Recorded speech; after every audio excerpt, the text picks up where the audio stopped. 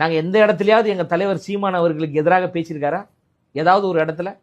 இல்ல எங்க கட்சியை சார்ந்தவர் யாராவது நாங்க சீமான் அவர்களுக்கு எதிராக பேசியிருக்கிறோமா? கிடையாது. நாங்க இலக்கு தெளிவாக இருக்கு, திமுகவை வீழ்த்தணும், பிஜேபியை வீழ்த்தணும்.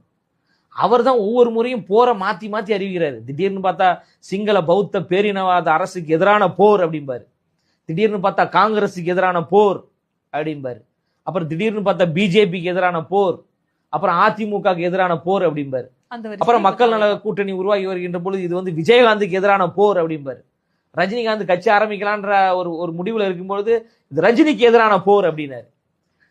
அப்புறம் என்ன பண்ணாரு, பெரியாரியவாதிகளுக்கு எதிரான போர், இது வந்து பெரியாரியத்துக்கு எதிரான போர் அப்படின்னாரு.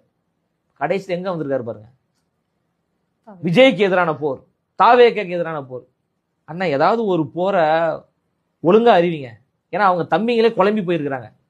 அண்ணா இத்தனை போர் அறிவிக்கிறாரு, எந்த போருக்கு தான் நம்ம